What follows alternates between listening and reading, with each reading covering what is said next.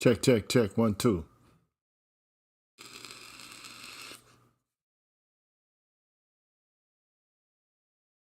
Check 1, 2, 1, 2. Can you hear me out there? You know who I am. I'm GG. And you're tuned in to the Green Gorilla channel. This is impromptu, but I feel like I have to say something. And I'm going to say what it is that I have to say slowly. I don't expect for everyone to understand while listening to what it is that I have to say. I don't expect for it to be understood with a great deal of clarity. But if I say it slowly, then maybe perhaps you will be able to comprehend it.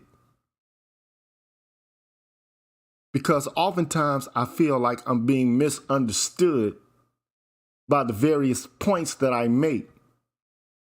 But I'm going to break it down for you concisely. And I've outlined it so that you can understand exactly what it is that I am trying to do in terms of philosophy, okay?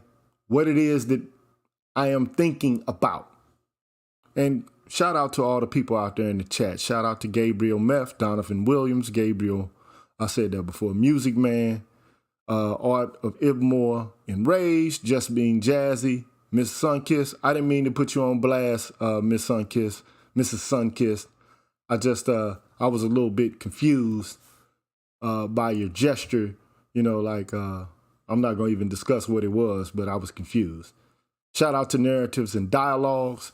But at any rate, this is impromptu. I'm not expecting a lot of people to be here. I'm not even expecting people to comprehend what it is that I'm going to say, like I said before. But I feel like I have to say it because I've said it once before, but I'm going to say it again. I am a naturalist.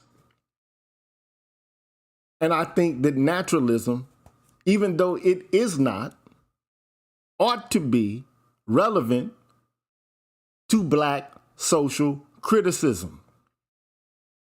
And I do believe that a lot of what is going on YouTube with Black folks, whether it be straight Black folks having commentary about gay Black folks or gay Black folks having commentary about straight Black folks, or Black men having commentary about Black women, or Black women having commentary about Black men, whatever the case may be, there's a great deal of social criticism that is taking place. That's what's happening. It is criticism, social criticism. Shout out to Electrician 480 and Aaron Peters. Big up to y'all.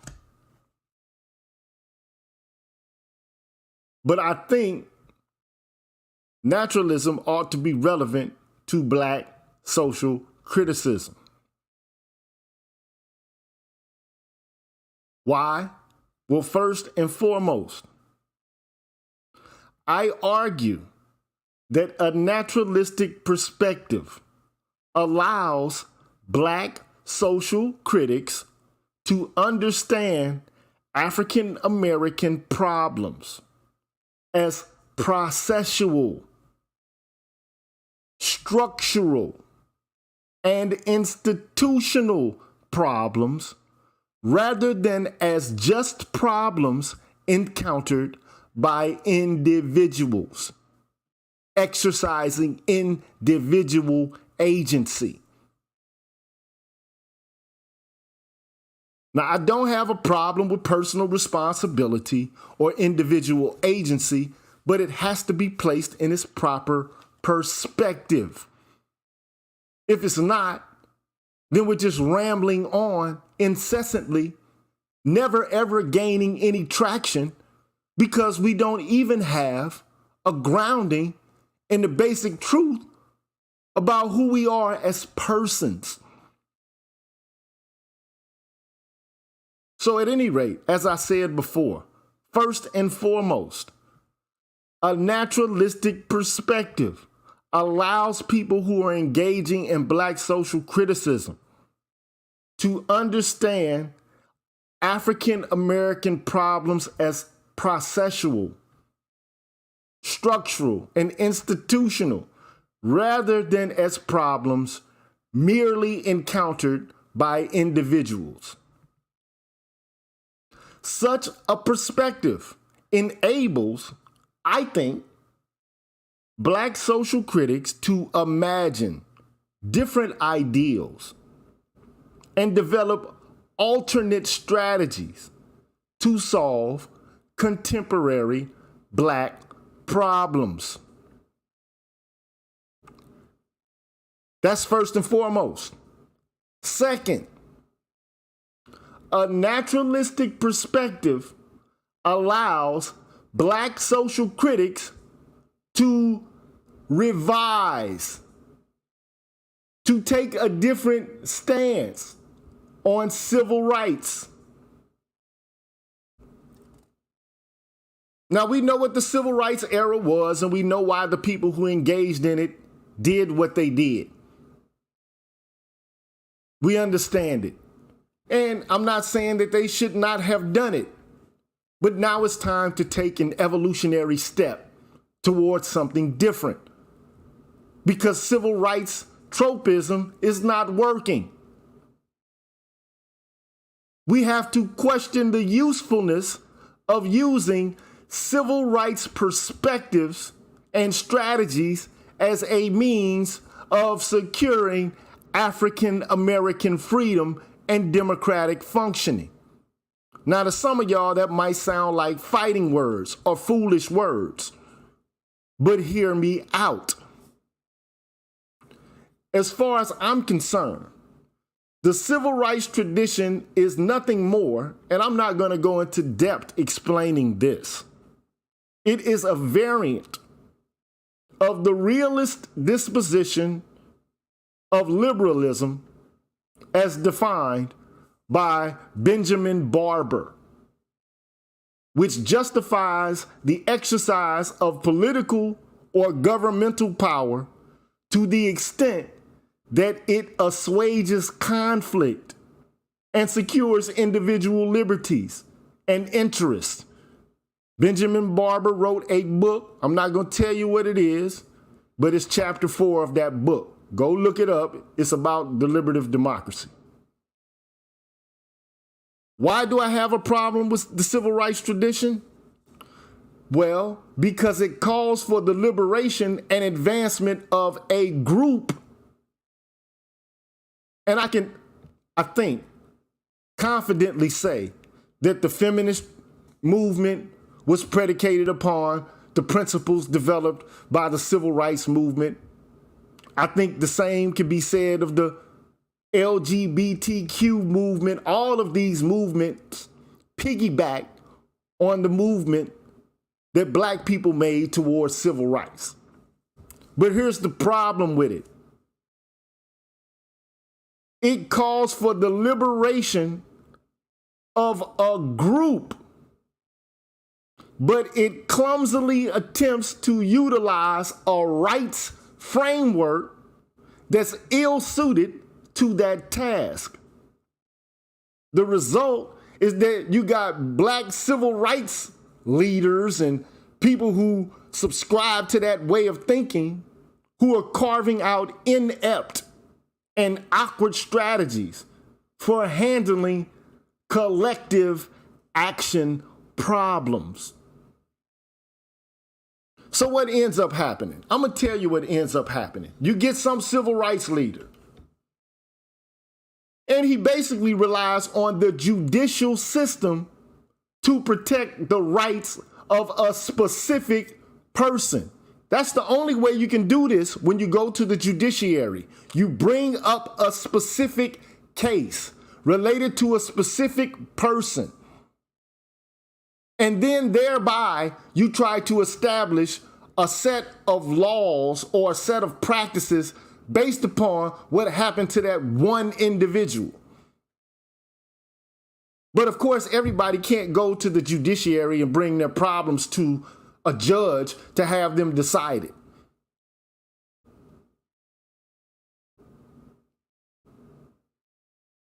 But when you go to a judge, you have to show that there has been an intentional and an overt act of discrimination. You have to prove it to demonstrate that a civil rights violation has actually occurred. Now, what this does is it places a heavy and almost insurmountable burden on the individual claiming to have suffered from discrimination or a hate crime. The onus is on you to prove it.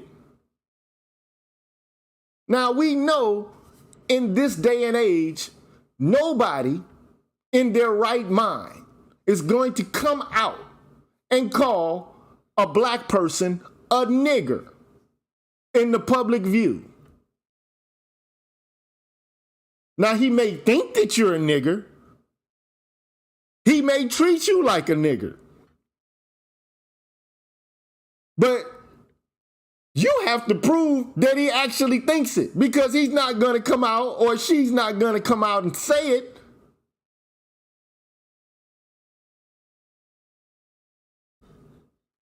So what is needed is a critical mode of thinking that generates strategies that not only mitigate direct discrimination or direct disparate treatment, but that also mitigates indirect discrimination and disparate impact. I think that naturalism is well suited to this task because it can be employed as a tool for cleverly and adroitly explaining and regulating collective behavior. Now, what I'm going to say might sound shocking to you, but to me, it's not shocking at all.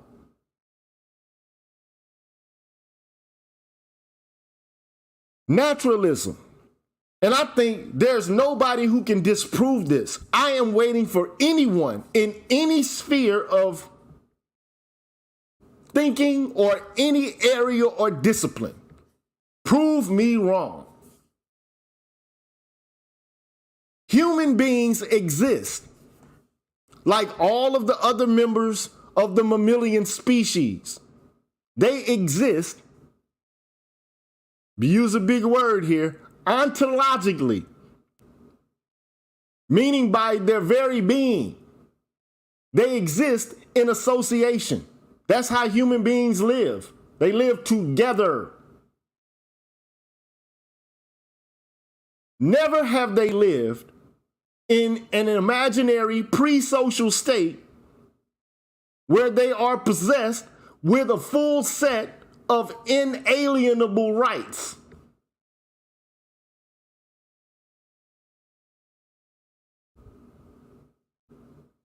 Even dogs live and hang out in packs. Lions hang out in prides. Gorillas hang out in congresses. Fishes hang out in schools. There are very few animals that exist in disassociation. We are not one of those mammalian species.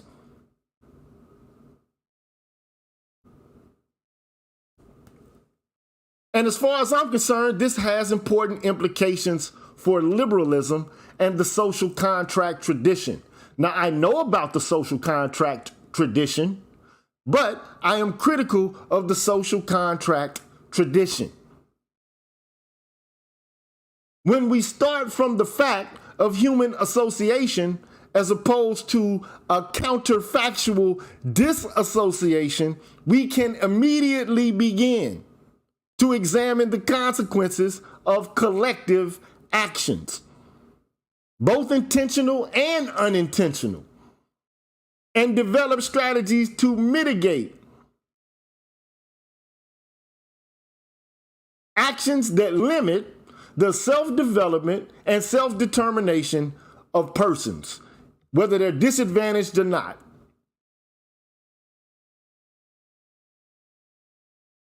But rights rhetoric, and some people think, well, I'm stupid for not believing in rights. I've heard one guy, that I just had a conversation with, in particular, Amiri, basically say that I'm like a clock that's broken. There's some truth in what I'm saying, but, even a broken clock is right twice a day. I think those were the exact words he used. But neither here nor there. I'm going to explain why I think rights, because he's not the only person that was alarmed at me saying this. But rights rhetoric, and it is rhetoric, it reduces to idealistic and romantic notions of individual agency and personal responsibility, which abstract away from the processes of action and structures of unintentional habitual behavior that can create harmful effects for a lot of people. However, you got civil rights rhetoric, and it builds upon the atomistic social ontology that the modern philosophers developed. I'm talking about Thomas Hobbes. I'm talking about John Locke. I'm talking about Jean-Jacques Rousseau.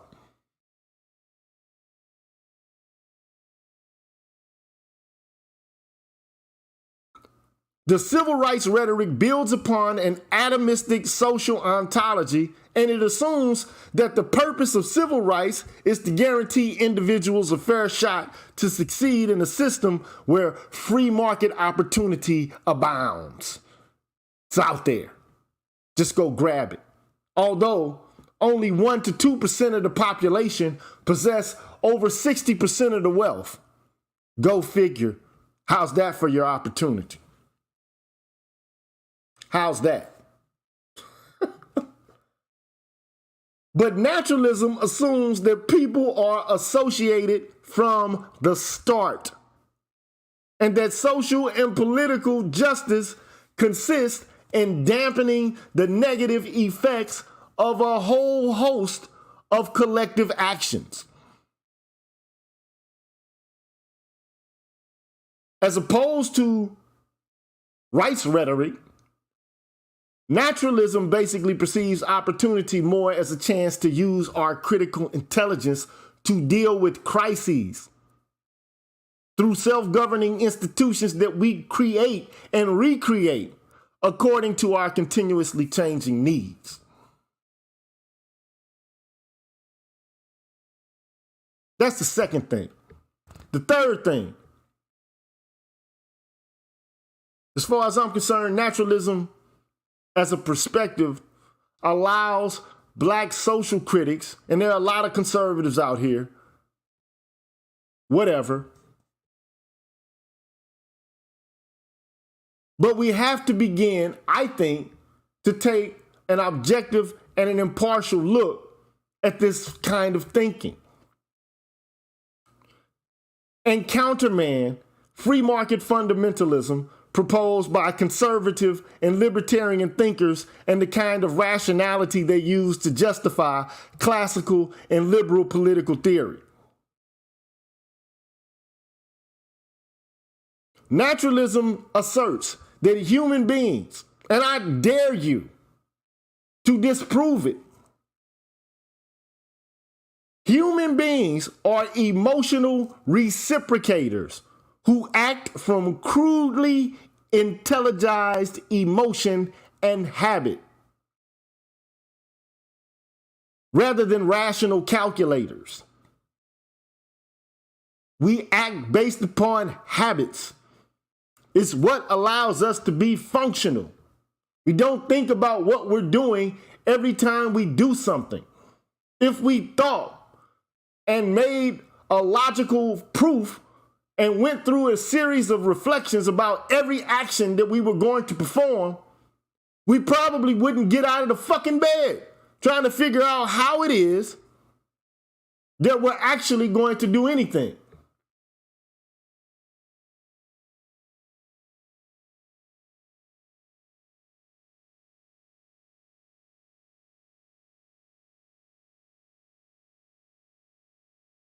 So how's this going to help the black women and the black man, and most important, the community? Well, first of all, you have to purge yourself of incorrect thought before you can move into the realm to where you're actually going to do anything substantive.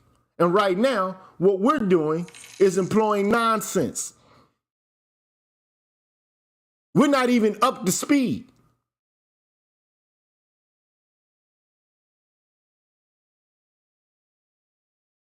Keep going back and forth over nonsense. So you can take a time if you want to and reflect on what I've said and ask yourself how it can.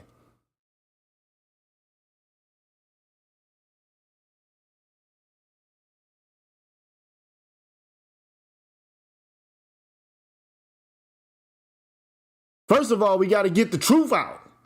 If the truth is not in front of our faces and we're not abiding by truth, then we're not going to get anywhere. We're just spinning our wheels.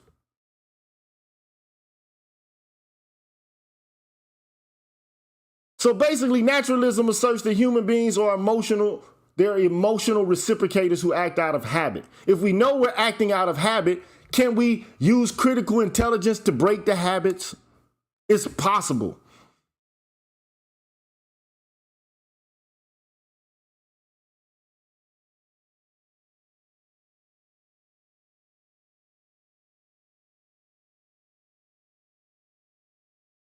Now, if this is the way that human beings act, it's absurd to cling to counterfactual theories, which they may be logically consistent. They may even be valid, but are they sound?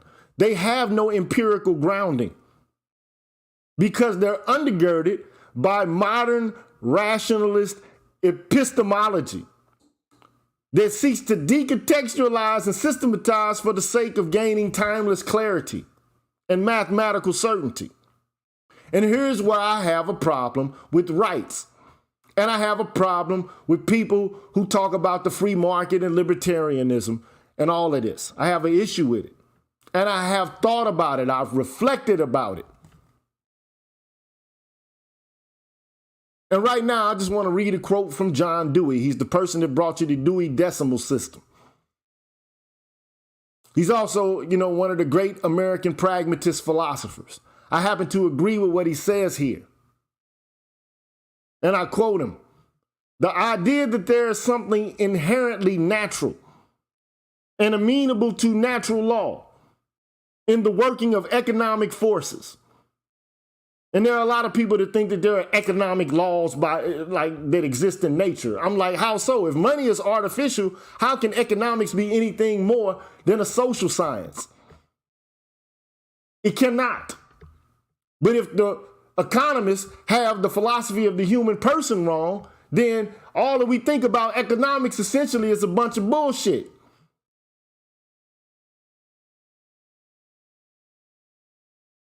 But having said all that, the idea that there is something inherently natural and amenable to natural law in the working of economic forces, in contrast with the man-made artificiality of political institutions, because political institutions, we know we developed those, but we're acting like the market operates under some sort of natural conditions. It doesn't. The idea of the natural individual in his isolation, possessed of full-fledged wants, of energies to be expended according to his own volition, and of a ready-made faculty of foresight and prudent calculation, is as much a fiction in psychology as the doctrine of the individual in possession of antecedent political rights is one in politics. This is why I don't subscribe to the rights tradition. It's a bunch of bullshit. It's a construction. And one thing you must know, I said this before I even started Shade Tree, that everybody's not going to comprehend this, and not everybody wants this. So you don't have to consume this. Not everybody's going to actually get on this. I get that. I understand that. But I'm making my position clear because it is the thing that stands underneath some of the things I say in other regards. So if it is the case that you want to know why it is that I'm articulating this specific kind of viewpoint, you can go back to this video, listen to it slowly, and then you'll get it if you want to. Then there'll be some sort of schema that you understand as I make statements and claims. That's why I'm doing this.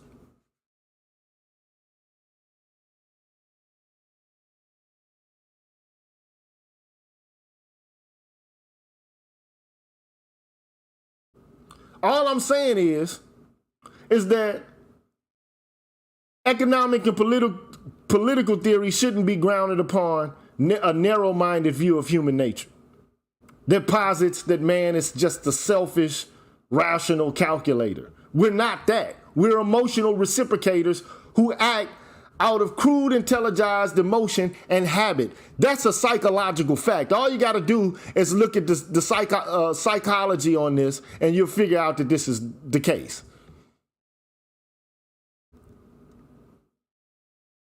But we got theories predicated upon rights thinking and rights rhetoric that's not even an approximation of the truth.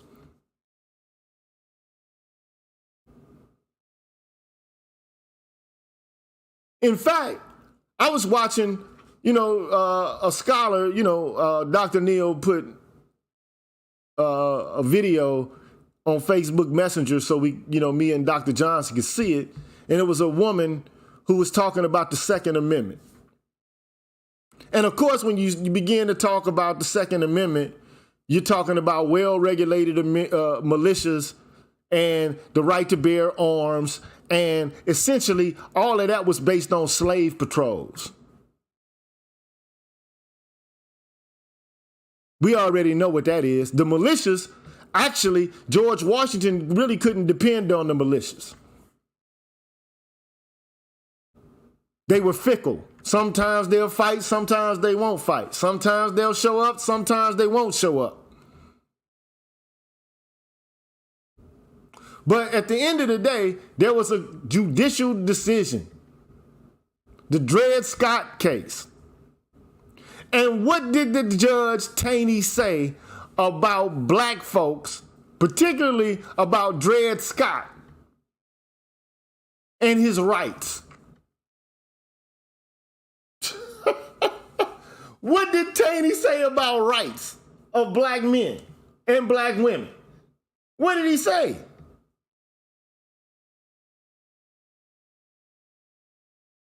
I'll tell you what he said. This is what Taney said.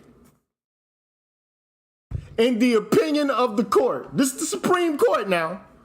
In the opinion of the court, the legislation and histories of the times and the language used in the Declaration of Independence show that neither the class of persons who had been imported as slaves nor their descendants, whether they had become free or not, were then acknowledged as part of the people, nor intended to be included in the general words used in that memorable instrument.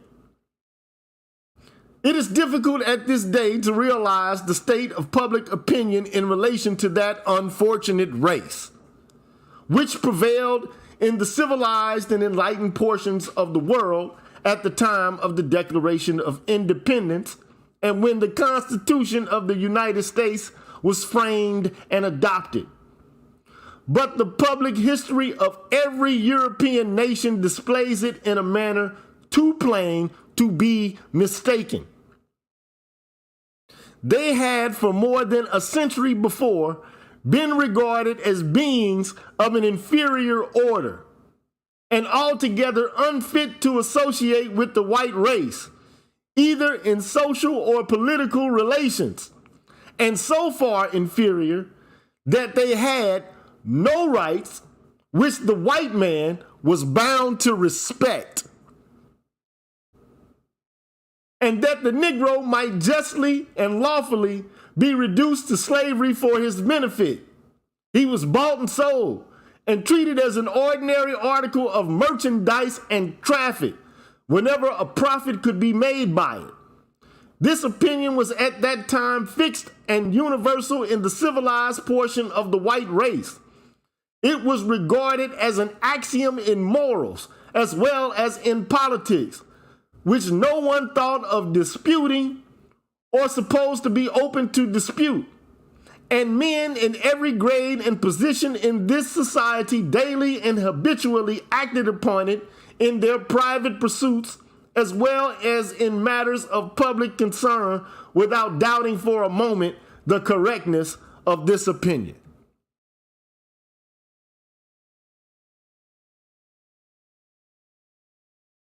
You can argue about political rights, but you can't talk about your inalienable rights. There is no such thing as an inalienable right, because there's no such thing as the state of nature. It's a fiction. It's a construction that only applied to white dudes. It's a fiction even for them.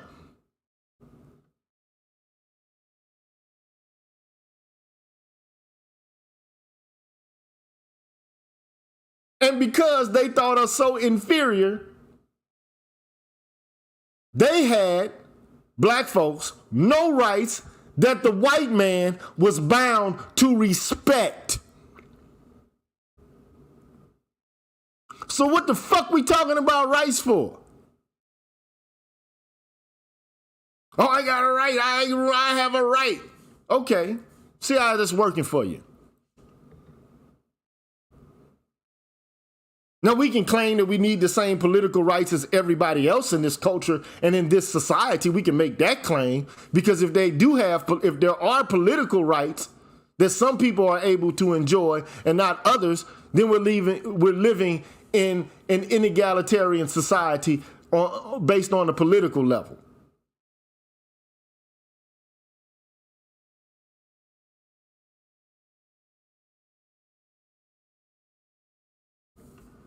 You talk about the Second Amendment.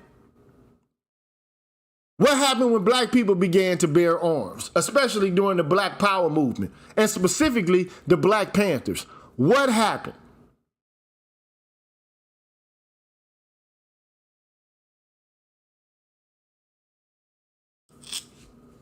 NB says real rights come from the creator. All depends on if you believe in a creator. But the question is, if you know anything about the history of rights and the whole concept, the first right was related to divine right for a king to rule as an autocrat over the rest of the population in Europe.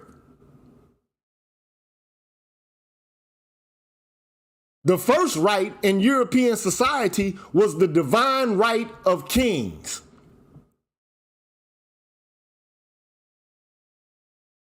That's the first right. So if you start talking about rights, I'm also going to ask the question, why has no other civilization in the entirety of human existence other than this one, why haven't they come up with a concept of rights? Why don't we see rights being discussed and talked about in the ancient Hebrew or the Roman Christian or the Greek Christian tradition? Why is there no discussion of rights? Why there's no discussion of rights in ancient Egypt or in China?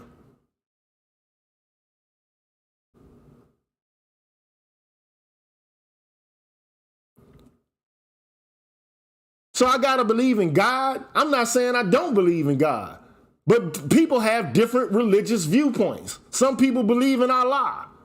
Some people believe in the Buddha. Some people believe in Krishna. Some people believe in Yahweh. Some people are Christians. Some people are Jews. Some people are, Muslims. Some people are non-religious.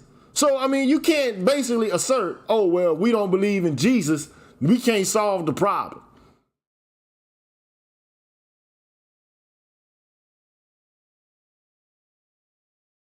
They speak about natural laws or laws of nature. They don't speak about laws of human beings having rights. Go back and find me a particular document in ancient times where people talk about inalienable natural rights given from God.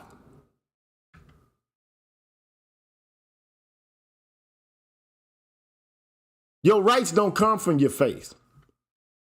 Your rights come from politics.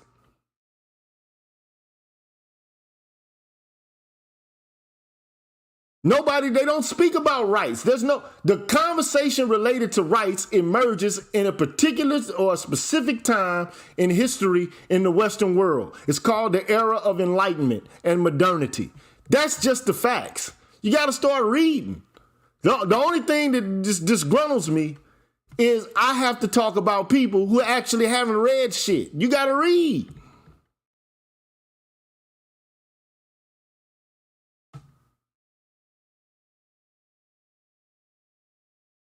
There's a specific time in history when the concept of rights begins to be talked about, especially as we understand it now.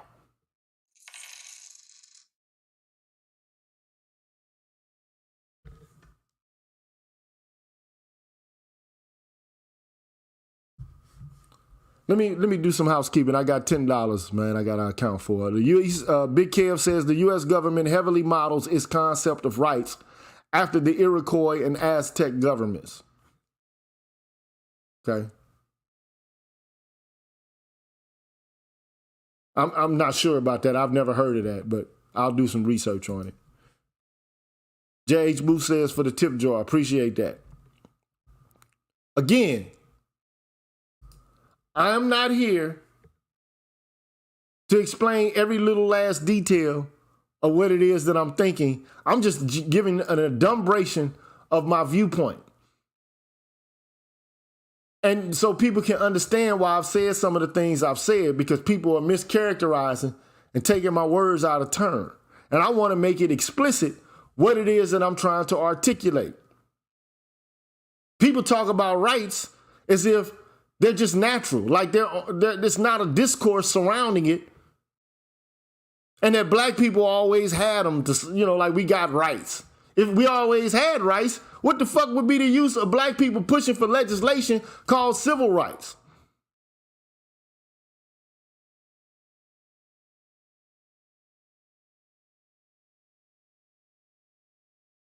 Well, Lady T, look, no disrespect. It's cool. I mean, you could believe in Jesus. I mean, I'm not persecuting you. I mean, you can believe what it is that you want to believe. I'm not saying that you can't believe in Jesus. I mean, look, I went to a Catholic grade school. I went to a Catholic high school. I went to a Catholic college. I went to a Catholic graduate school. There's nothing anybody can tell me about Jesus. I've been imbued with the culture and the worship of Christianity for all of my life in terms of my education. So there's nothing anybody can tell me about Jesus.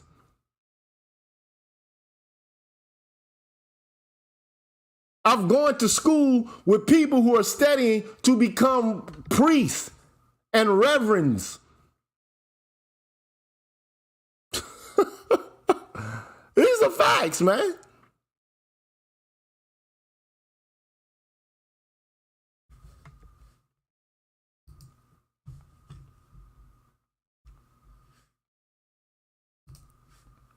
Big Kev says Europeans never understood rights until after they lived or arrived in America.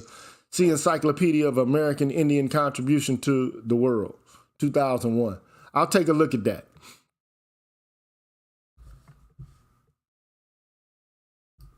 If I'm wrong, if I am wrong, I will amend my position.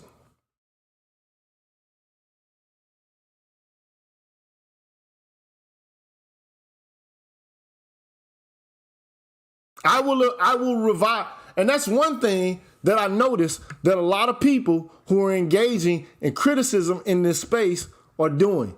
They're not open to revision at all. All they're doing is confirming their bias. They look and they search for evidence to confirm what it is that they already think ahead of time. That's one of the things that's keeping black folks in the same condition that we've been in. They say insanity is doing the same thing over and over and over again and expecting different results.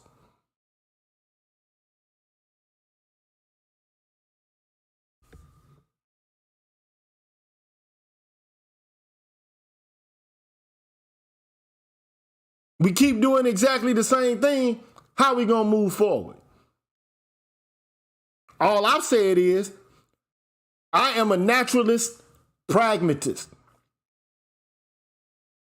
I believe that we should look at the entire discipline of knowledge in order to come up with an assessment about who we are and what we need to be doing. I think we should study history, but we don't read it. We make a whole bunch of proclamations about it. We say a whole bunch of stuff about it, but we don't read it.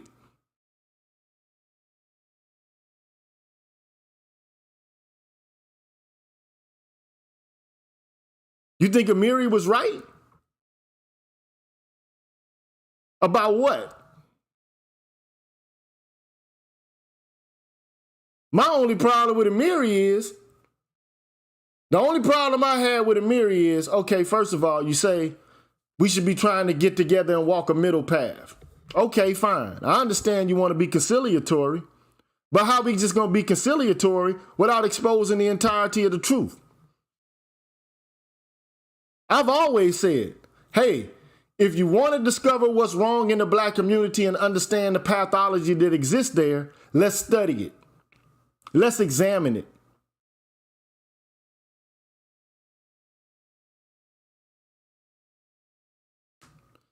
That's political rights, BGS. That's not natural rights.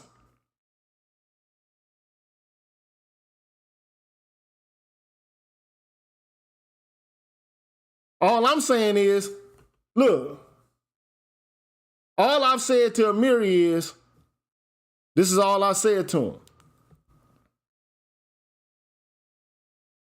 You're inclined to believe black women who are making claims about the way the world is. Okay, I believe them. Well, why do you believe them? Well, I have no reason to not believe them. That's not a grounds for believing somebody as far as I'm concerned. Why would I not believe them? That's not a reason for believing what somebody has to say. I don't care who they are. I don't care if they're white, they're black. I don't care if they're gay or straight. I don't care if they're male or female. I'm not going to believe somebody just because they say they need to be believed in order to be valued. That's nonsensical to me. As a thinking person, if I believe something, what I believe should be, to some degree, it should be true and it should be justifiable. I don't care who says it. But I'm not going to be inclined to believe anybody, whether they're male or female, black or white, red or brown, straight or gay, just because they say it. Whether they're oppressed or an oppressor. I'm going to have to dig through what it is that they're saying and see if it matches up with facts about the world. If you tell me, okay, well, men are oppressors because of X, Y, and Z. Okay, men are oppressors because they are sexist, because they sexually assault women and they hit them. But if I go and look at the data and I see, okay, well, women are females sexually assault males, they hit them, and they harbor sexist attitudes towards men. So then I would say, well, Ain't that the pot calling the kettle black? How can you claim to be a victim of oppression on the grounds that there's violence enacted against you when you're actually, as a demographic or a population, also initiating violence?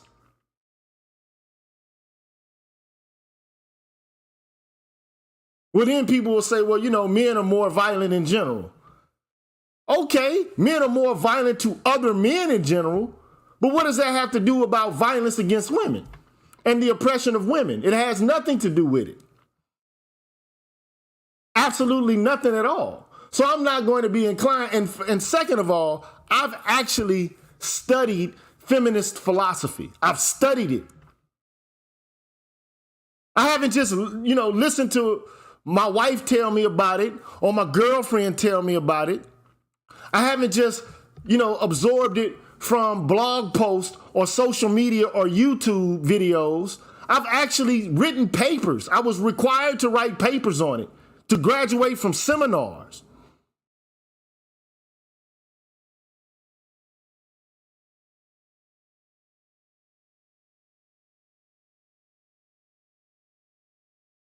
Most people can't even name 5 feminist philosophers, like within 30 seconds. You can't do it, but they're a feminist.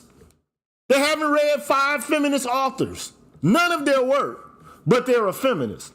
And my viewpoint on it is, how can you be some shit when you don't even understand what the viewpoint is? But I understand it. But I'm saying, come on, man, that's human beings acting on crude, intelligized emotion and habit.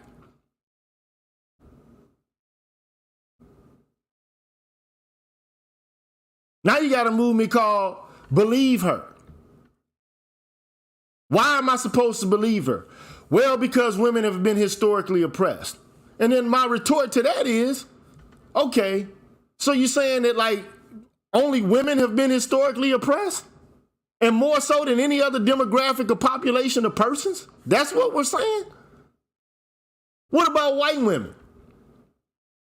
Are we supposed to believe them every time they say that a black man raped them?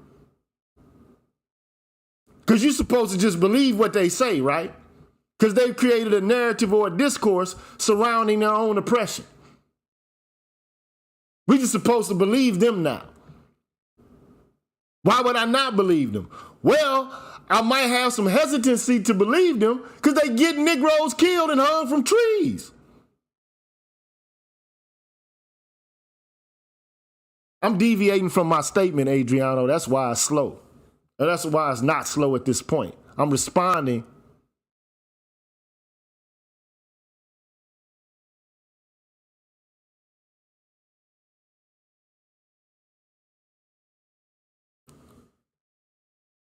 Lady T, this is the issue.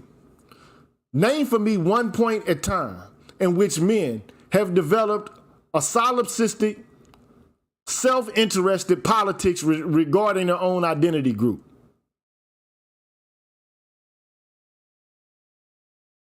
You can go all the way back to slave revolts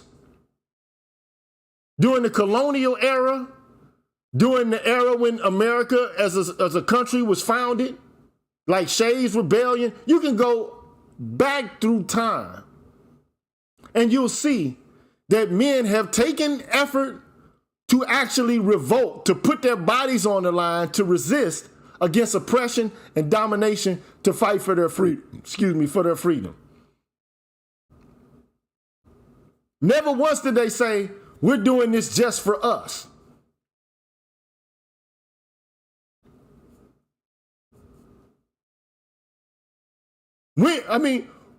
Which man have you ever heard say, we're doing this only for us?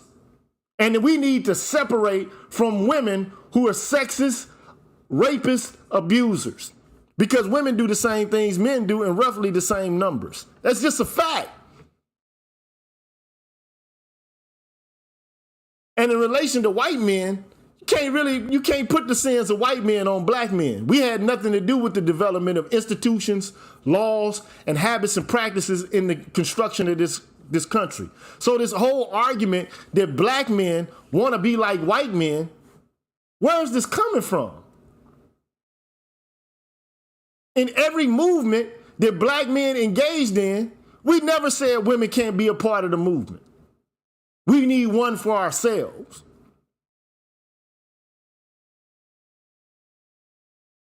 When did we ever do that? Go look through the pages and look and tell me.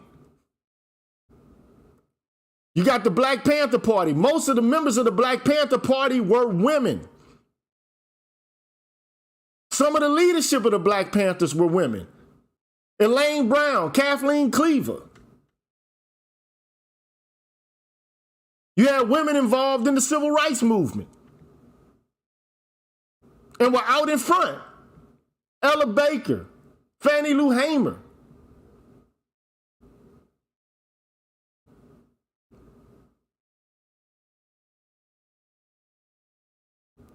I'm not saying that men have never been sexist. That's nonsensical. But to argue that women just have nothing but these kind and warm and egalitarian dispositions towards men is absolutely nonsensical as well. So we're going to sit here and pretend. And then, when Elaine Brown was asked the question, were the women made to cook? I'm like, hold on. Elaine Brown was like, hold up, man. I don't know where you're getting this from. I was a leader in the Black Panther Party, baby. I ain't do no cooking. I gave orders. We were a paramilitary organization with a hierarchical structure. We were revolutionaries. It wasn't a democratic organization. It was a hierarchical organization, a militaristic organization. And in fact, it was a man that did most of the cooking.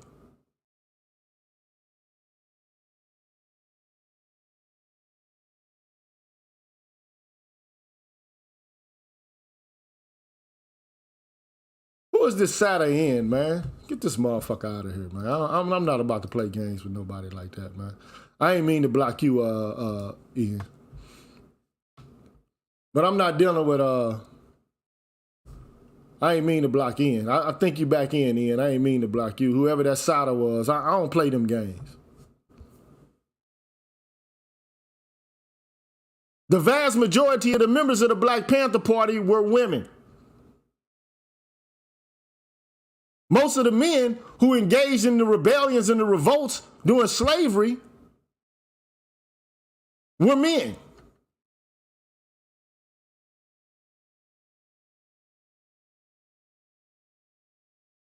But, having said all that, all I'm trying to do is argue. We could talk about how many people were agents. I mean, shit, people say that James Baldwin was an agent. People go so far as to say that Malcolm X was a damn agent. And more,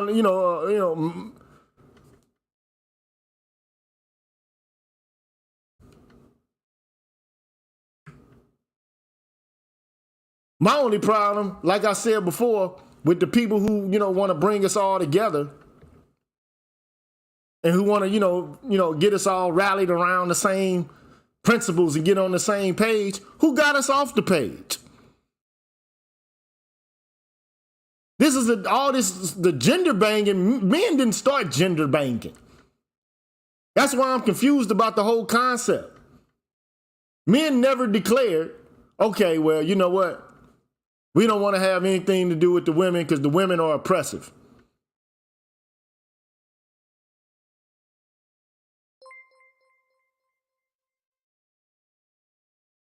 We never had that viewpoint. And you say, well, you're only saying what you're saying in response to what these women are saying, so you need to accept and believe what they're saying so we can get back on the right page. I'm not about to go along to get along with anybody. Whatever you tell me, it has to be true. It has to be grounded in fact. I'm not just going to put the black community together on, pins and needles, ready, while somebody else goes to white folks and tell us the worst aspects about who we are and stereotypes and caricaturizes us and puts us on display as being the worst of the worst, confirming all of the stereotypes that white people say about us.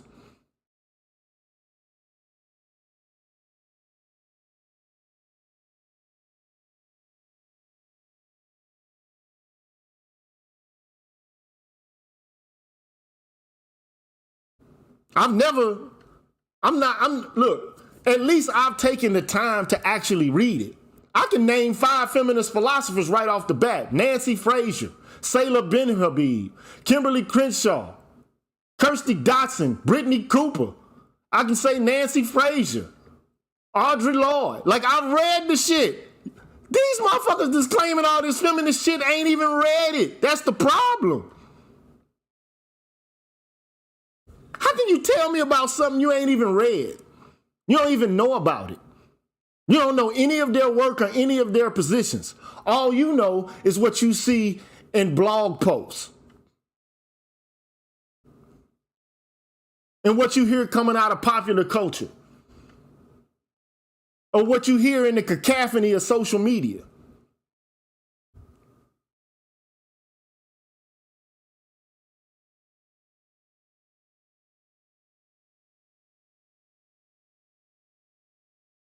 That's the problem I have with all of this. It's like, okay, and then you get a guy like me coming into space to try to give you tidbits of information about these ways of thinking and what I have problems with or what I agree with, whatever the case may be.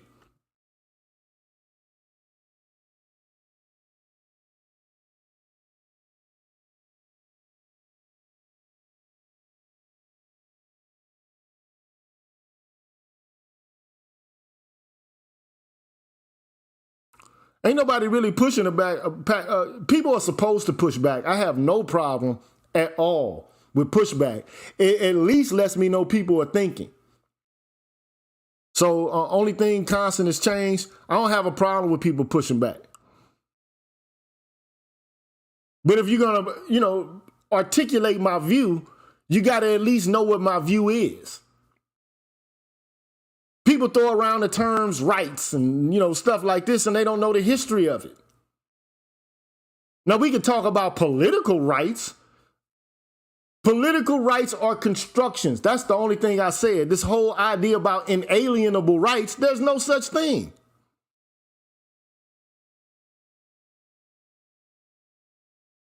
Now, can human beings create statuses amongst individuals or citizens and non-citizens? Yes, anybody can do that. Any culture or society can do that.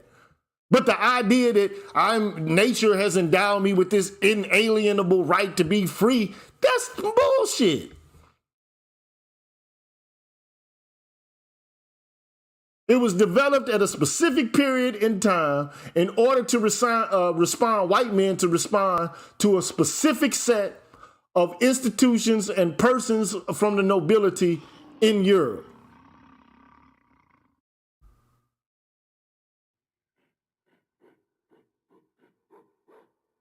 But to argue that you get them from nature, the only thing the Enlightenment philosophers did from modernity, who were political theorists who came up with rights, was to replace God right, the right from God to rule, with the right from nature to rule over your own self. So we taking it away from a divine right from a king to rule to now the individual is a sovereign of himself.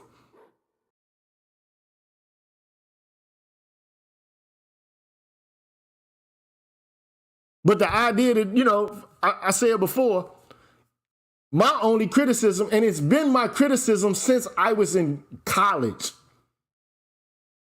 I said, okay, well, I don't like the state of nature as a rhetorical device, as a counterfactual claim, because it doesn't match up to history. Name for me one time when you've seen a human population live disassociated. There is no mammalian species that does that. We start off connected. We start off in association. Whether the association be small, like a clan of 80 to 100 persons, or even smaller, maybe a group of 20 or 30 persons. There are no human beings that exist outside of the context of having associations with other human beings. It doesn't happen. So the whole concept of the state of nature, it's a fiction.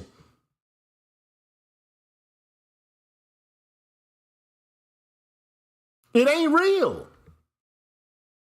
There's no anthropological basis for it. Now, it's a rhetorical device utilized in order to make a certain point. That's all it is.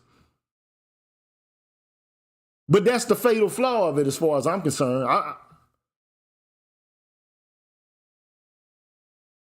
He says, even in it, look, no human being can survive in isolation from other human beings. It's impossible. Unless a group of animals take care of it.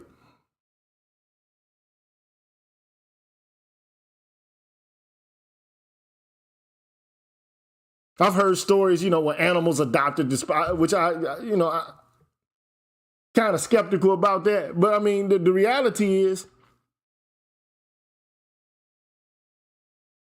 in order to survive, you have to be reared in a community.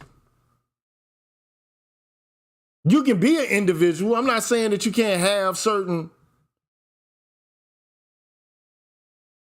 dispositions and proclivities.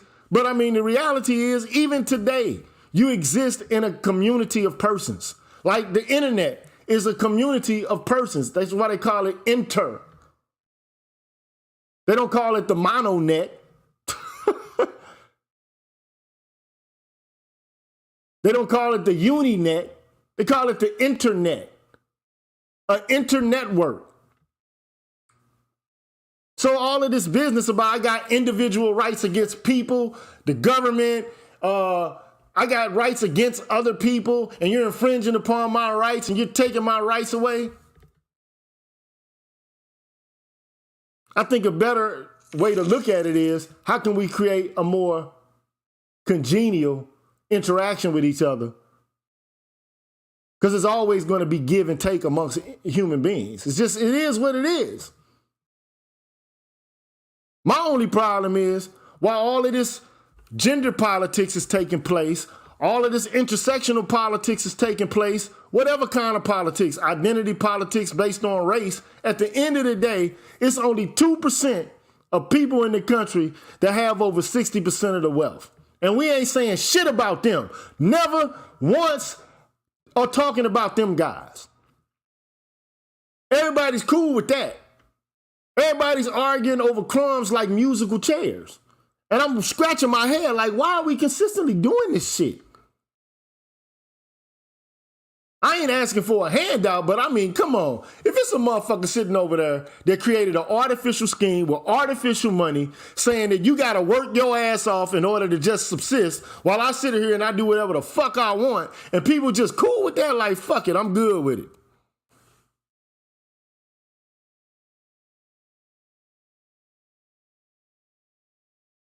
That was the original so-called radical mode of being. I mean, if you want to go to war, that's the original reason to actually go to war, over resources or over unjust systems.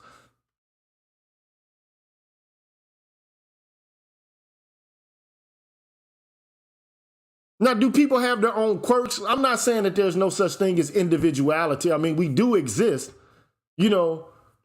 individuated to a certain extent. But I mean, like, if you want to, I'll do a private stream so I can get into the metaphysics of what it is that I'm saying. Because I don't have disparate points of view. My metaphysics fits into my politics.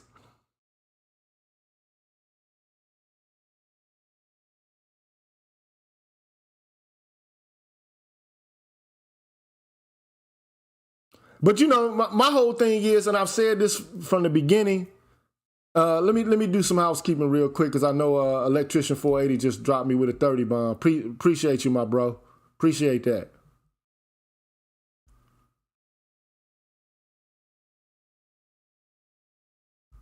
And thank you again, BGS. Appreciate that. The only thing I'm trying to articulate, and then I'm gonna get out of here. If somebody has a question, they can come in and ask their question. The things I say, I don't say in a vacuum. I'm not speaking out of my ass. I'm not just talking to talk. Yeah, I want people to be able to act, in a more concerted manner, But I mean, I'm not gonna go along to get along and lie in order to be cool. That's like me being in a relationship with a woman and I know she's on some bullshit, but I gotta pretend like she ain't on some bullshit in order to keep the peace. I wouldn't expect for a woman to do the same either.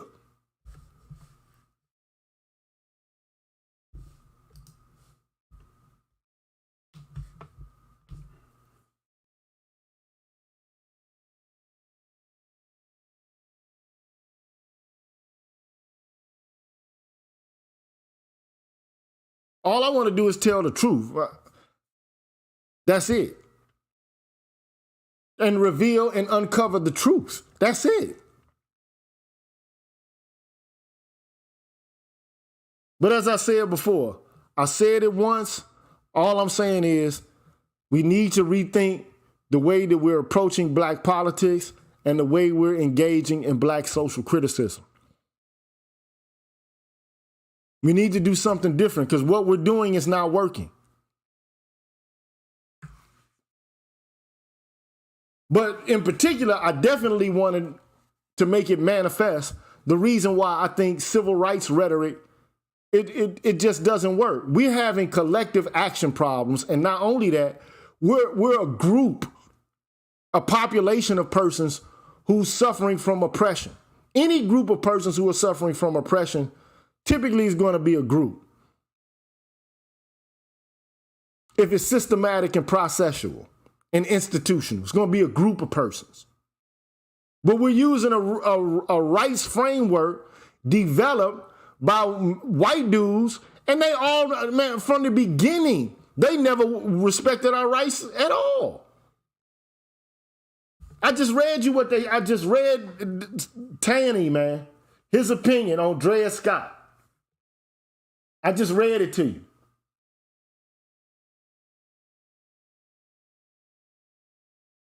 They had more than a century before been regarded as beings of an inferior order and altogether unfit to associate with the white race, either in social or political relations. And so far inferior that they had no rights which the white man was bound to respect.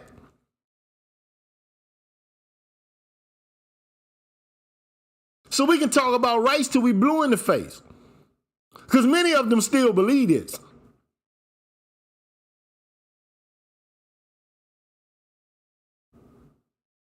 And how are you going to resist against what they do? You're going to go to a court, the judicial system, in order to talk about your rights.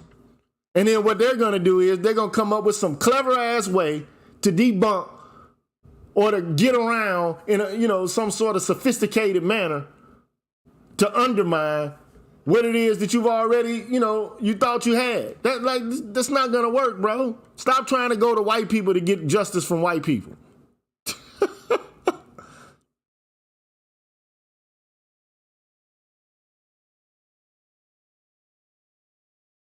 How you going to get justice from white people?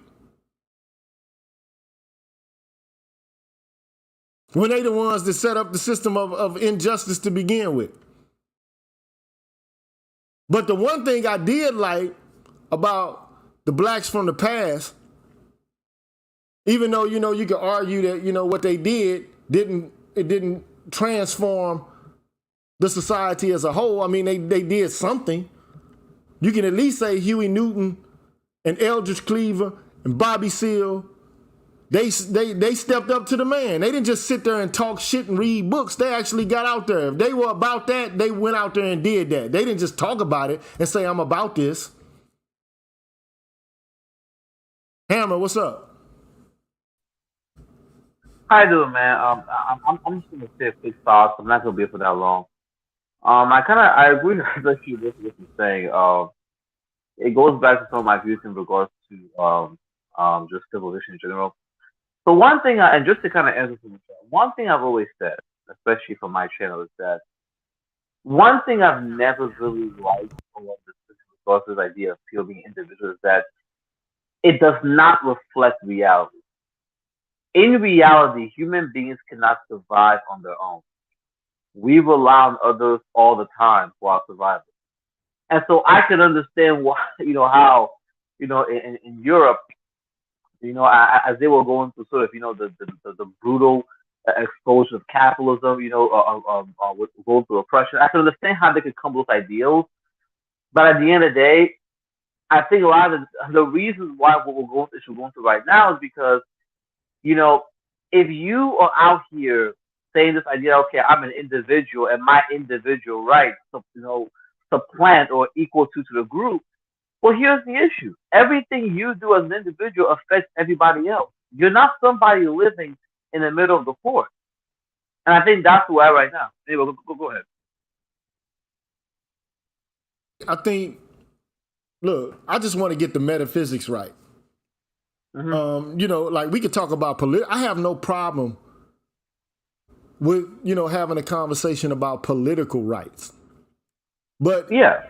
This idea about inalienable rights, like which ones are they? Like which ones are to be separated from the others? That's my problem. Okay, like, is there an exhausted list of inalienable rights that we can all agree on throughout every culture?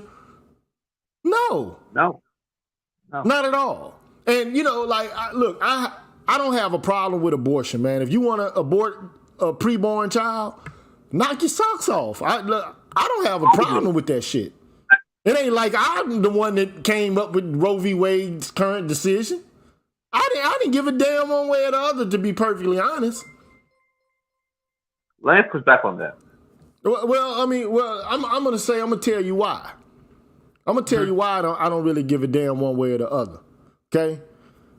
If you feel like, your freedom consists in being able to go out and get a job and grind and bust your ass and spend all of your productive energy for most of your life working for somebody else in order to make a living, and that's what you think is going to make you free, go ahead and have at it. Look, I'm not here to tell you what to do. I'm going to make a suggestion and say, hey, look, I think, life in and of itself is a blessing, but I know that this, world we live in has made it seem like a curse. You understand? You get what I'm saying? It has a way of halting your progress, especially if you're not prepared for it. So I understand that. I get that. I get it. But at the same time, the whole idea about my body, my choice, I don't buy into that. I'm going to tell you exactly why. Because in this country, we have several laws that prohibit people from doing whatever they want to do with their bodies. Or do we not? Yeah. Like if I want to get in my car and drive from point A to point B, I got to put on a seatbelt, don't I? Or else I get a ticket. Mm-hmm. Do you hear people saying it's my body, I can expose it to risk if I desire? Or do you see people just being quiet about the issue? It's your body. Like, why can't I not expose my body to risk by not wearing a seatbelt? Why is the state being paternalistic and telling me what I can do when I'm riding or operating my own motor vehicle? If I'm not hurting or harming somebody else, or don't have the potential to harm somebody else with my actions, why are you telling me or restricting me from being able to do it? But there's no right to have seatbelts, right? To not wear a seatbelt. Or, in relation to my body, my choice, we have a whole host of laws against psychotropic substances. From alcohol, when you can imbibe it, where you can imbibe it, the areas you can and you can't imbibe it. You can't even, if I wanted, I'm not saying I do, but let's say, for example, I wanted to do some acid or some shit like that, or to smoke some weed. In certain territories, this shit is illegal. I don't hear a whole bunch of, the same crowd that's talking about my body, my choice. I don't hear them saying the same thing about psychotropic substances. Like marijuana, crack, heroin, opium, X, whatever the case may be. Nobody is making these kind of arguments. But only when it comes to this particular instance, is everybody making an argument. But I think the only reason the right there, the argument is being made to begin with is precisely because, hey man, everybody's trying to make it in this rat race. Everybody wants to be successful in the rat race. And unfortunately, at this day and age, it's seen more as an impediment if you got kids than if you have them.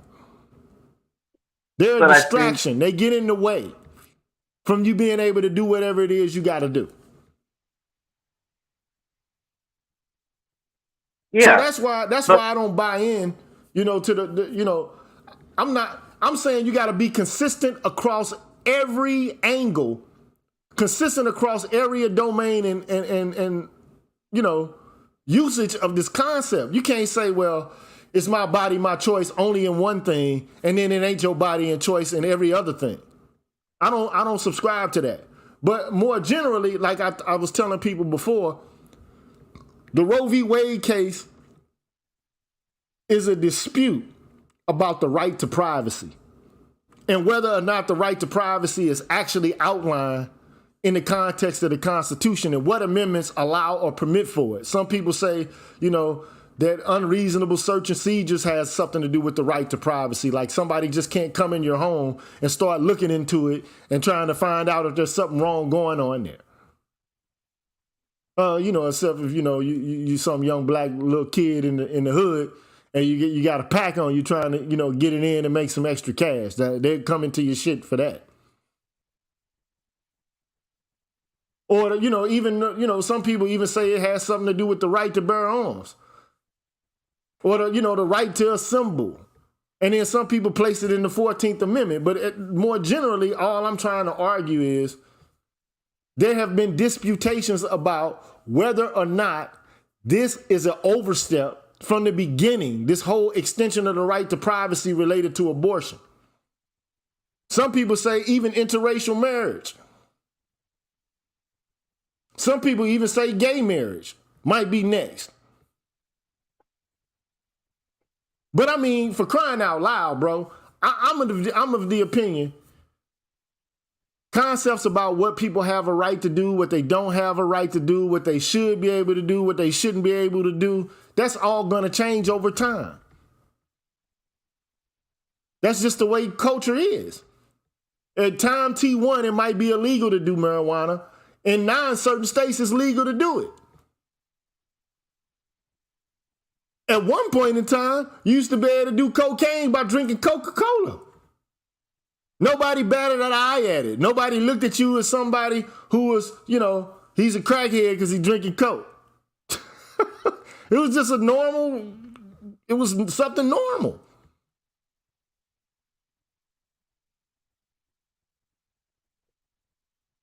But now it is illegal. You had a right to do it, but now you don't have a right to do it according to law. Now, I don't have a problem with saying that there are laws that ascribe and circumscribe rights. I don't have a problem with that, but I don't believe that there is an inalienable right to anything. It's a fiction. It's a social construction, man. Laws are made by men and women. Well, if you want to be, you get what I'm saying. I mean, I'm not trying to be exclusive by saying that.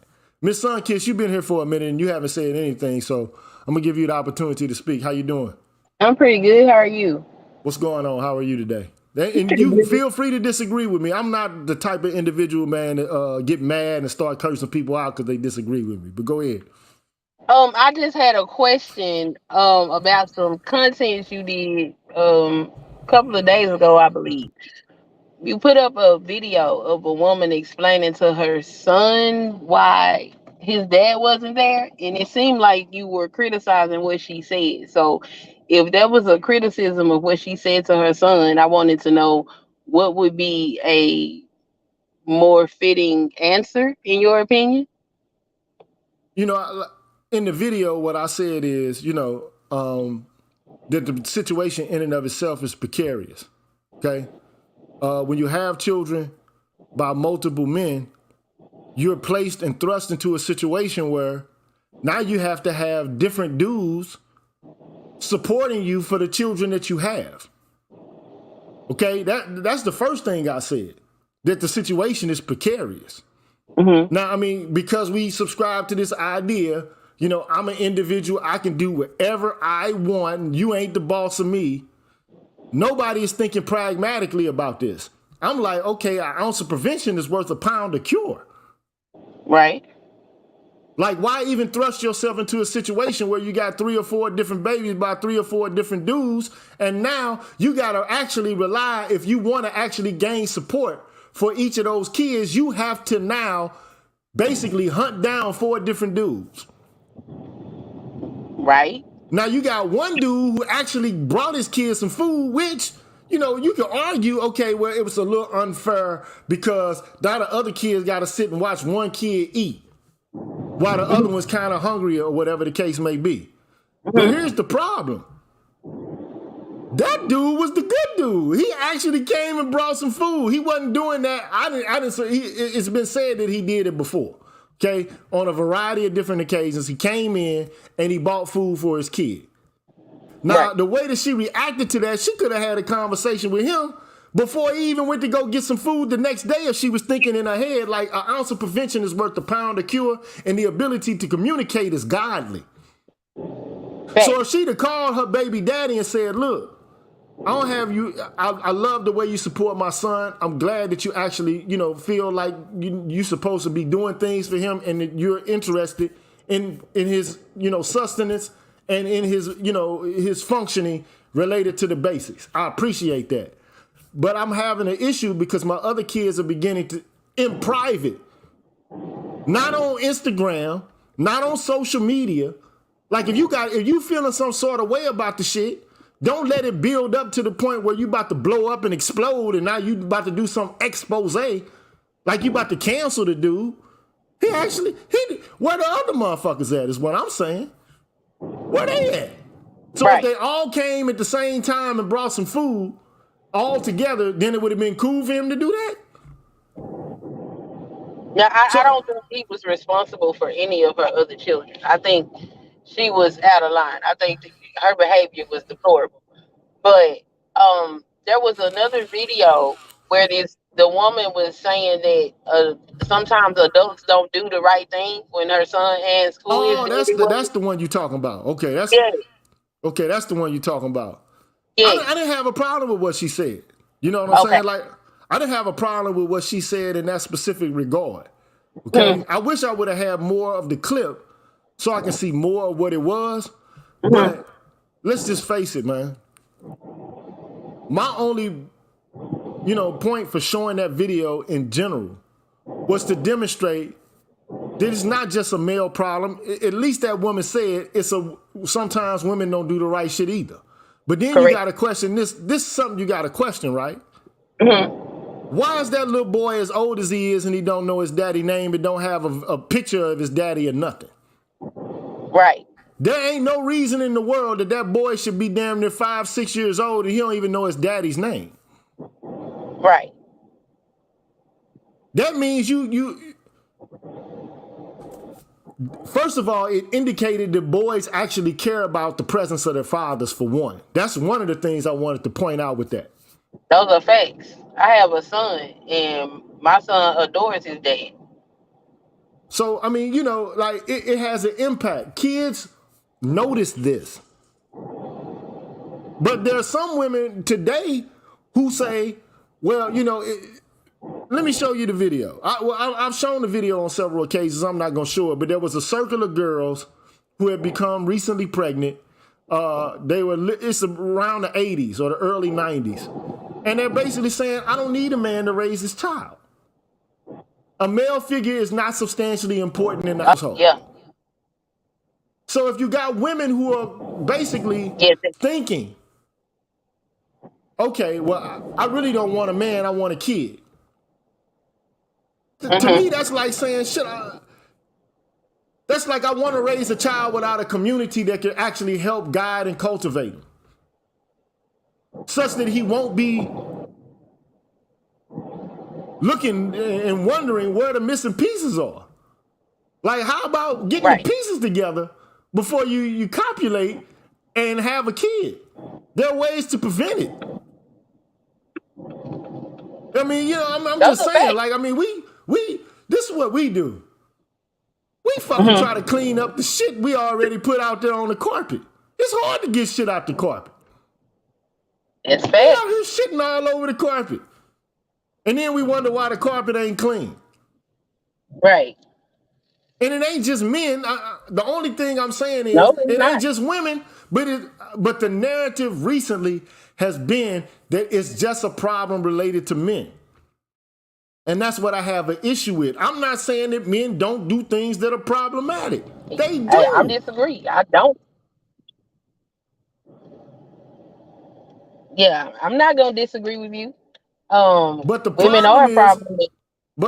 but my only problem has always been Mm-hmm. if you continuously talk about what somebody else is doing, what somebody else is doing, what somebody else is doing, how they're misusing and mistreating you. Well, lady, what the fuck are you doing? Right. And this is the one question that the woman who started the first domestic violence shelters had ever stated. You know, like I mean, her whole, I forget her name. Man, I don't know why I'm drawing a blank on this woman's name, but she developed the first domestic violence shelters in Britain. And she was like, honey, what were you doing? And to her, the phenomena of domestic violence wasn't just a male problem, it was a family problem. And she Mm-hmm. wanted to approach it as a family problem. But the feminists who were politically, ideologically committed to smashing the patriarchy, and they probably had a problem with men and probably had a problem with men in their own family histories. They made it a political issue instead of like something that should be studied from an objective and an impartial position. Right. So now here we are, 50, 60 years later, talking about violence against women. And then you got like Amber Heard. You know what happened to her recently in the case that she had, right? And what kind of, actions were exposed that she committed in the context of her relationship with Johnny Depp.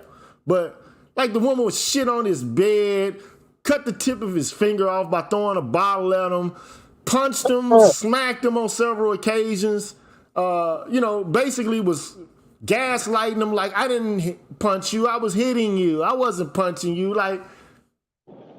Oh wow. But then after that, she was brought in to be an ambassador for violence against women. I'm like, what type of Kafka-esque shit are we actually witnessing and experiencing when you know that these people here are in the wrong just as much as the party you trying to condemn? You know that you got some issues and some problems, but nobody's holding you accountable for it.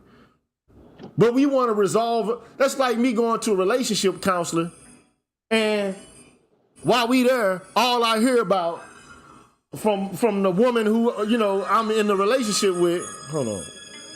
All we hear is about what I'm doing, but we never pause and take the time. Okay, honey, now you've explained the problem that you have with him.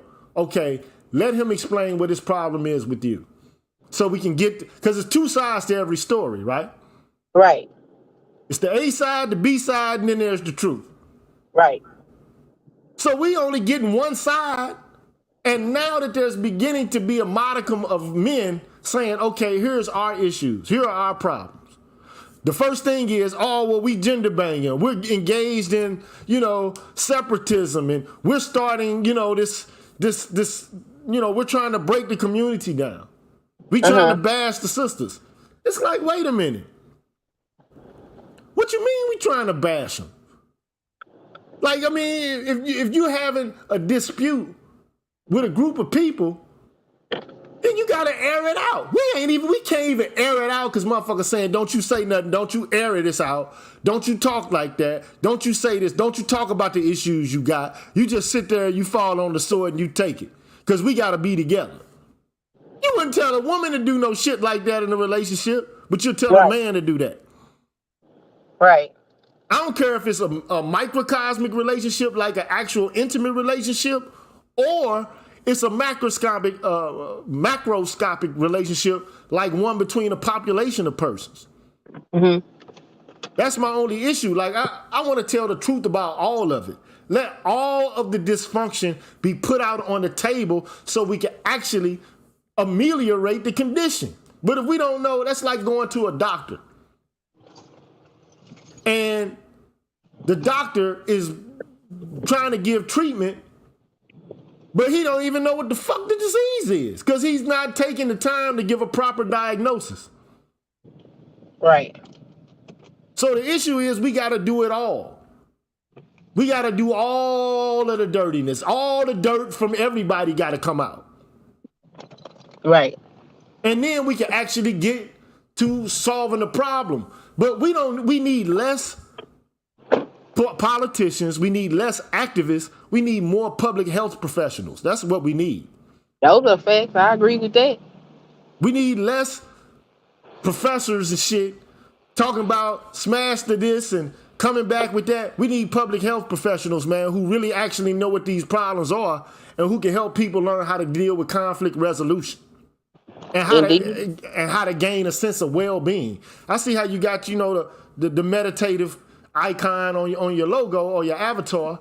It's like we don't even know how to practice well-being. We have not been taught how to sit down, be quiet, get rid of all our thoughts, and let ourselves be rested and still. We don't even know how to do communion, and introspection so we can be peaceful. Everything is a reaction for us. Yes. Fight or flight mode all the time. And it's like, damn, and it ain't just men engaged in this. It is not. But to argue that it's just men, I'm just tired of hearing the same stupid. It's so stupid. It's counterproductive. It's not. It's because it's not predicated upon natural principles, naturalistic principles. And I'm not saying, that. All I'm saying is let's study the objective conditions that pertain to our condition. Let's study the situation as best we can and assess what's actually going on. Not with a preconceived notion about what's going on, but what's actually going on and what's actually measurable. Let's do that kind of work. Okay, after we've measured and assessed to the best of our ability, let's come up with some pragmatic plans to actually remedy the situation. But instead of doing that, it ain't nothing but a whole bunch of preconceived people, with preconceived notions of people with ideological and political pre-commitments coming in, and not in good faith, but they just coming in order to try to, push their view. They have agendas. They come in with an agenda. I'm just like, look, do men have issues? I'm willing to admit it. But do women have issues? Damn right. Yeah. All day long. We do. And the problem is, we can't even say that because to say it is now deemed as misogynistic. Right now, you're supposed to just be quiet. It's like how black people, want white people to be quiet. Like, I'm talking about race right now. If you white, you just got to be quiet. Yeah. These white folks ain't about to do that shit. Do you honestly believe that's actually moving the needle on progress for black folks? It might have, at one time, whites might have been embarrassed by the shit. Like, oh, we got to change our tune. We're talking about freedom here, but we got a whole bunch of unfree people in our country. We just, condemn the Nazis and all of this, and we're over here acting like some fascists. Okay, they might have been embarrassed, but are they really vibing with us like that? Fuck no, they ain't vibing with us like that. And my only issue is our own sisters, our own mothers, our own wives, are they actually trying to, build with us? Or are they like, okay, nigga, you need to stay in your position. Your position is you can't be like a white dude. Because white dudes are oppressive. Like all white men fall into the same class, category, like they all have or possess the same amount of power. Now they all belong to a group of people who have been ascribed to be white. We know that shit. And I ain't saying that they don't have a certain level of, levity in their step as they walk through this place, because it's their place. They pissed everywhere around here. They put statues up. They have arranged the furniture the way they like it. They got the temperature going on the AC or the heater exactly where they like it. They controlling the climate. Because they came in and did that. And they got other people here who might not be so comfortable. Okay? We get that. But shit, it's they shit. They came in and forcibly ruled this shit. So if you see, and then you got black guys who are the most lethally and aggressively attacked by a system, but we got to make believe that it's something different than what it is now in order to make other people feel included. Right. Now you got to be included in dying, being like, now it's a fight to determine who's more oppressed. I'm just sick of, like, all of this shit has just become sickening to me. I'm at the point where I'm like, look, how deep down this rabbit hole are we going to continue to go? But the problem is people making money off this. People are making money off of, and, having middle-class lifestyles based upon stigmatizing and caricaturizing each other as either savages or bitches and hoes. Now, I mean, look, we all go off on each other. I get it. I sometimes use derogatory language my goddamn self, but at the end of the day, I treat people pretty respectably, man. Like, I don't know too many black men who are like, okay, I want my wife to stay at home all day, every day. Don't you take your ass out here nowhere. Don't you go nowhere. I ain't saying there ain't no black men like that, but as a whole, do you think black men are like that for real, man? Like, oh, nah, we gonna beat your ass if you leave the house. Come on, man. No. You ain't the other way around was the situation. You had black men who were prevented from having anything to do with these white women. They the ones who was kept in the house. They was the one not permitted to have sex with black dudes. They was the one who couldn't. All that interracial shit was meant for white women, not black women, because they had sex with as many black women as they wanted to, and men as well. So but I mean, that's just the nature of reality, right? And guys talk about how I wouldn't have been me, bro. Okay, I hear you. Like, you could take a big dude, man, in prison. He could bench press 315 20 times. If 6 or 7 dudes want him, they can get him. They can get his ass, pin him down, and get up in him. So all this, I'm an alpha. I would never have submitted. Okay, but what about now? What we doing now? So that's my only issue. I'm like, hey, look. That little boy should have known, to answer your question more directly. I know I went all around the circle, but... Oh, it's good. I'm just listening. That little boy needs to know who his daddy is. You know what I'm saying? He should have been knowing who his daddy was. His daddy should have been actively involved in his life. Now, if his daddy decided to step out and not be a part, that's, it's understandable that the dude knows that his daddy don't give a fuck and he ain't there, he ain't making the effort. You ain't got to tell the boy that. But the boy will be able to figure that out on his own. You know what I'm saying? But damn, like, where my daddy at? There he is. There that motherfucker is right there. Yeah. Every woman should be able to do that. Even if your daddy is a fucking crackhead, that's your daddy. Thanks. That's him. Because it's the truth. Either it's true or it's not. Okay.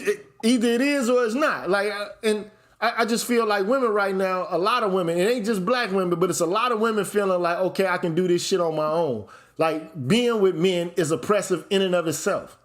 Mm-hmm.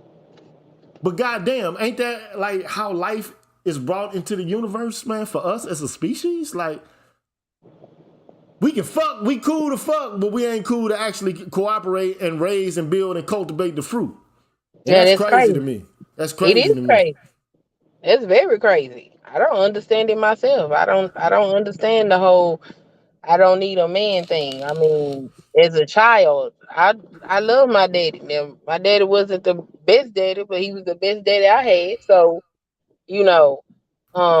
not saying that these fathers are not important. I don't know why these women think that way. I don't think they think that way. I think they know what their void is to be missing a father. I think they just angry, hurt, and bitter, and behaving poorly instead of doing the best thing.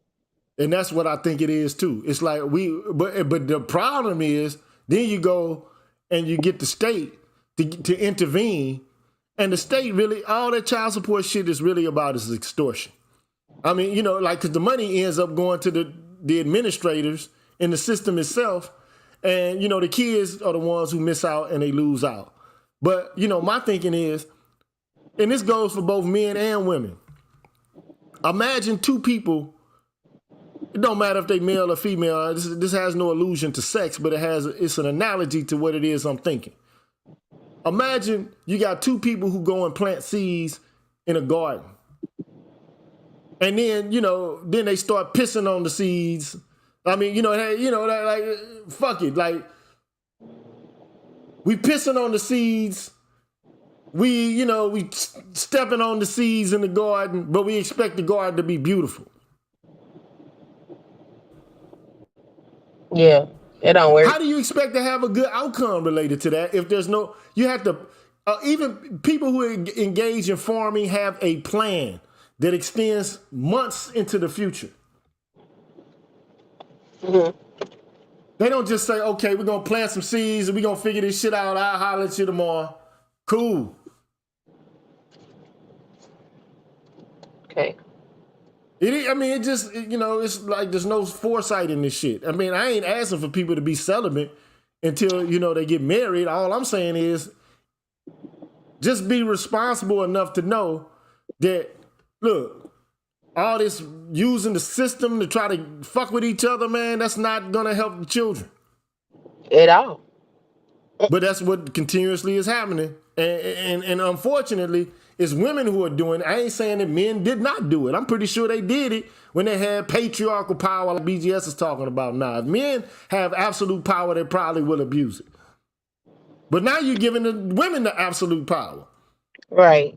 And I've had several conversations with women about child support. I had to talk a couple of women down from him. Like, what are you doing this for? There's no reason for you to do this. Not with that particular man. Like, what are you doing?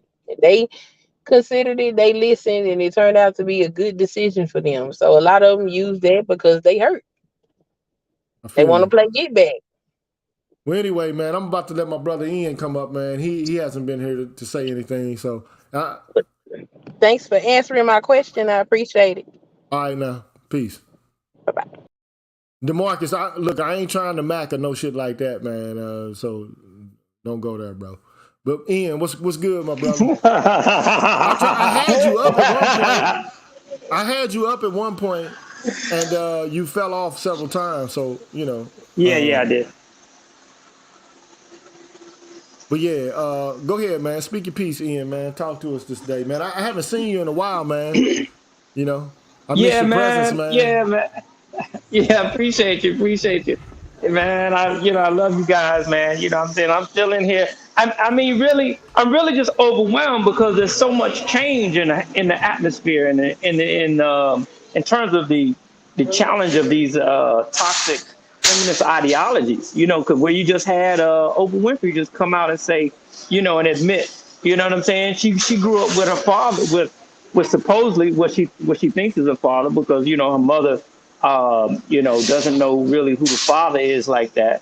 You know what I'm saying? But yeah, she said, because her father, because I saw the interview where Oprah came from. Oprah comes from, her father took her basically out of poverty, right? He had her, because he and her mother were never together, right? So, her mother wrote a letter to her father saying, okay, you got a baby, whatever, right? So when she got to a certain age, he had her come live with him. He had a business. He had a barbershop. He owned a barbershop and he owned a store. So, and he was well connected within the community. So she said, all the times that the men came into the store, she would see that most of the men were good men. They were hardworking men. They had 2 or 3 jobs, most of them, taking care of their families. So I'm trying to figure out, when you grew up like this, right? All you had was men trying to support you and trying to. The fuck you talking about right here? What? The fuck, bro, man? Mind your business. Don't point at me, bro, out here. Don't. I walk up on you. Don't point at me out here, bro. Sorry, bro. Listen. Damn, no, bro. Listen. Hey, No, man, we don't want you to that's get into no gangster shit, man, like on the air, bro. Why are you looking at me, motherfucker, and pointing at me, bro? What's the deal? What you need, man? You don't need to fucking talk to me, bro. Don't look at me and stare at me and talk at me, bro. Yeah, man. I had to take him off, man. He got come back in when he got that situation rectified, man. But at any rate, as I was saying, man, I came here in order to elucidate. Yeah, I took him down, BGS already, man. Yeah, I thought I didn't know exactly what was happening, and so. But at any rate, I only wanted to make a few things clear today, and I said like I wanted to say it slowly, and I kind of deviated from what it was that I was articulating to some degree because of the questions that came up in the chat. But ultimately, I just wanted to clarify what my position politically is and what it's based on. I'm a naturalist. Okay, I am not a fan of modern political philosophy. I'm not. I just think it's counterfactual. I don't think that it's going to actually help us climb out of the hole that we're in. So I'm going to see if Ian's got his shit together. He came back up. Ian, do you got your shit together? I see you came back up. No, Yeah, I'm back. I'm back. Yeah. I just came out of the store and some motherfucker was looking at me, pointing at me, talking to some chick. Like some motherfucker, some chick was telling this motherfucker something about me, and he looking at me, pointing at me and shit. Like, what the fuck? I don't know none of you motherfuckers. You know what I'm saying? She don't know me, and you don't know me. So y'all. But anyway, no, because I just came out of the store, so and I'm just outside the store. You know how niggas is and shit.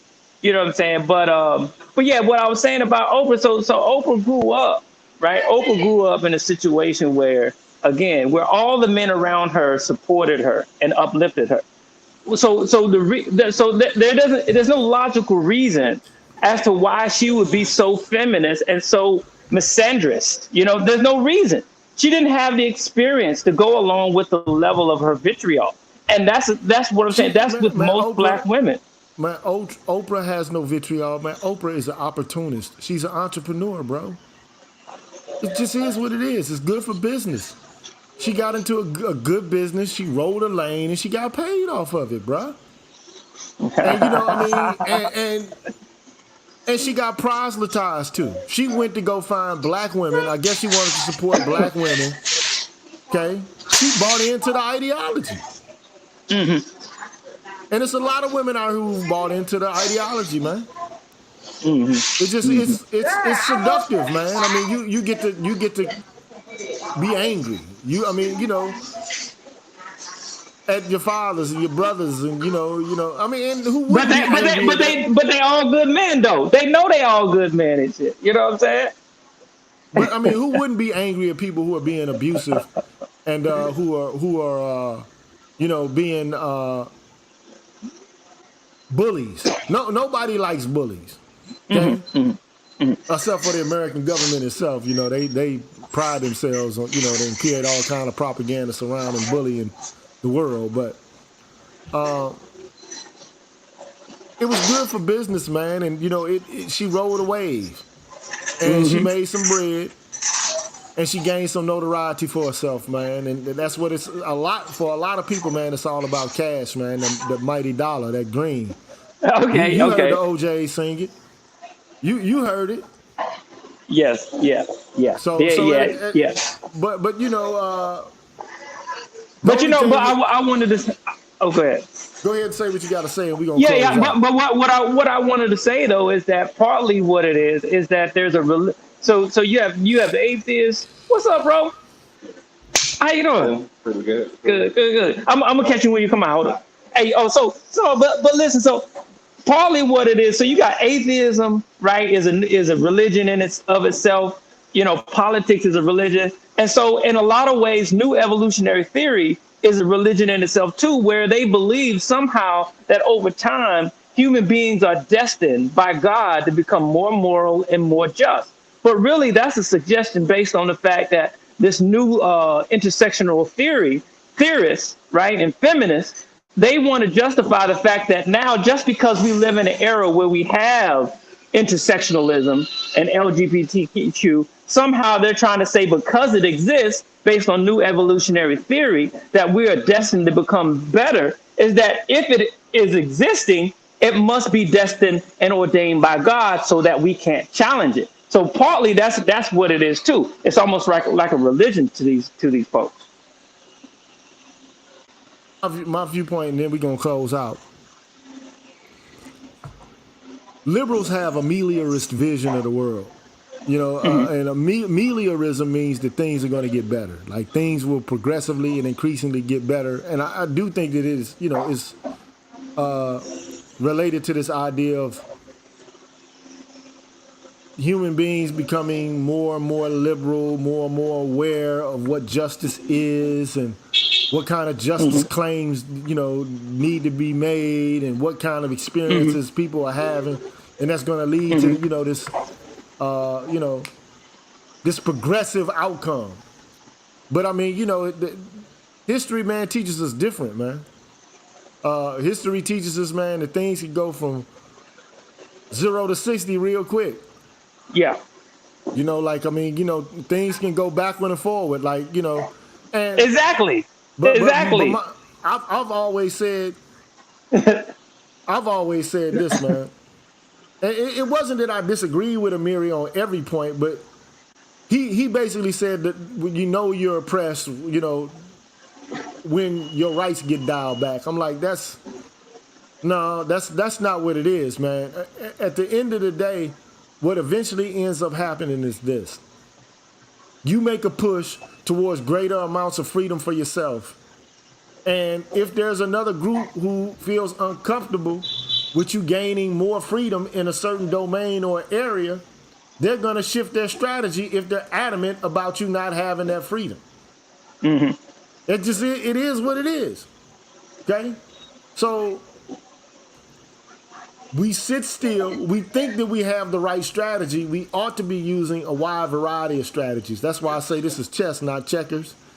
You're playing with more than one piece that can make one kind of move. You're playing with a knight, a rook, pawns, bishops, queens. You got to use them all in concert and in conjunction with one another to win. But right now, we're not focused on winning, but for anybody but ourselves. And, I just think, like this newfangled shit that we in right now, man. We got to see where it takes us, man. I know brothers are beginning to push back, and I think it's a good thing. I think they need to be part of the conversation. Just browbeating somebody into submission through guilt, that's not a recipe for progressivism in the first place. And then, exposing everybody else's faults and never taking the time to explore your own is also a problem. It's problematic. And then not only that, we just got to be aware of the history of where all of this stuff is coming from. I've said it before. There's a history related to the concept of sexism and how it arrived at Europe and precisely at what time it arrived. As far as I'm concerned, white women coming up and basically hijacking the civil rights movement, man, it was concerted. It was purposeful. They were like, okay, look, we're in front of the line, not you, boy. It just is what it is. So, unfortunately, it's a lot of black women who've been proselytized. I mean, they are actually, men get direct violence. Women often get manipulation. It just is what it is. You know what I'm saying? They get manipulation and indoctrination. But once you got control over the kids, and this is how I think the state is masterful, they have control over the education and the indoctrination of children. Just is what it is. They have the ability to intervene and determine what your child lives in terms of conditions and what they learn. So, boy, we out here bad, man. But anyway, man, I'm about to sign off. Appreciate you for coming in. Also, man, learn some conflict resolution yourself. Appreciate you. Stop going off on motherfuckers out there, man. Find out, right? Don't react so violently, man. One of these motherfuckers might pop your ass, boy. Hey man, that's the life we live out here, bro. That's the life we live. Shit. All right, I ain't saying don't protect yourself, but man, don't. I know you. We all oftentimes we're on edge, man. Just make sure sometimes you ain't on that edge, So anyway, man, I'm gonna holler at you later, bro. All right, bro. All right, appreciate you. Love you, bro. All right, peace out. All right, peace. Peace. Well, at any rate, man, we out of here. I just wanted to say something real quick, man. It wasn't really something that's going to, generate a lot of interest from a lot of people, but I thought it was necessary for me to say it because I don't want my words or the way I think to be taken out of context. I have a specific opinion about the whole concept, the concept surrounding rights and the social contract tradition, and I want that to be specified. And I think that black folks hanging on to this way of thinking, it's not going to work for us in the long run, man, because I don't think it's grounded in the truth to begin with. So having said all that, man, I'm out here. Holler at y'all on the next one, man. I'm going to talk. I gotta fry a white boy tomorrow, man. If I don't fry him tomorrow, I'm going to fry him Friday. But, yeah, I need to give him a bomb. I need to drop a bomb on that boy. But anyway, I'll holler at y'all later, man. Peace out.